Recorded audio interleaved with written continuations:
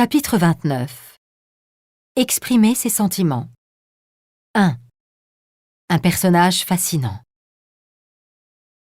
J'éprouve des sentiments ambivalents à l'égard de David. D'un côté, il suscite en moi une certaine méfiance. D'un autre côté, je ne peux pas m'empêcher de l'admirer. Je ressens la même chose. C'est quelqu'un qui m'inspire une véritable fascination, non dénuée de crainte d'ailleurs.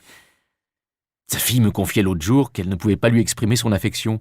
Elle est obligée de la dissimuler et de ruser. Quelle étrange situation!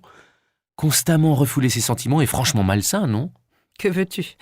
C'est le style de David. Il ne peut pas donner libre cours à ses émotions, d'autant qu'il a horreur des bons sentiments. 2. La pitié dangereuse. Ça me fait quelque chose de voir cet ancien danseur paralysé dans un fauteuil roulant. Certes, mais il est hors de question de lui manifester de la compassion, voire de la pitié. Il a horreur qu'on fasse du sentiment avec lui. Il n'a pas de mots assez durs sur le sentimentalisme. Cela accroît la distance qui se crée entre lui et son entourage. Aïe, l'autre jour, je me suis trahie d'un geste et il m'a fusillé du regard. Je m'en suis voulu de ne pas avoir su me contrôler. Je ne vois pas comment il prendrait mal qu'on lui manifeste notre attachement. Oui, mais moi, j'ai fondu en larmes en le voyant. 3. Des liens distendus. Depuis un certain temps, je ressens un certain malaise en présence de Louis. Son attitude a changé et nos rapports se sont tendus. Cela ne m'étonne pas. C'est quelqu'un qui ne fonctionne que dans le rapport de force. Il doit absolument prouver son excellence. Il ne supporte pas d'être pris en défaut. Ouais, mais ça me met mal à l'aise. Car nous avions entretenu des relations d'estime réciproque. Nous avions tissé des liens au cours des années, mais ils se sont distendus. Et ça me chagrine.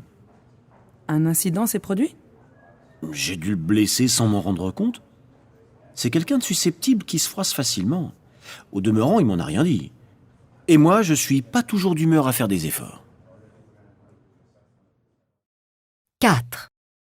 C'est fini? Où en es-tu de tes relations avec Margot? Tu n'envisages pas sérieusement de la quitter? Oh, je sais plus où j'en suis. Je suis en pleine confusion. Il est certain que je commence à m'éloigner d'elle. Tu ne l'aimes plus? Si, je l'aime toujours, mais je suis plus amoureux. Nous ne vivons plus de passion, il n'y a plus d'élan. Quand on nous voit, on dirait un vieux couple alors que ça fait 2 ans qu'on est ensemble. Tu ne crois pas qu'elle s'ennuie de sa famille? Pour vivre avec toi, elle a dû les quitter, et je me demande si cela ne joue pas un rôle dans votre crise.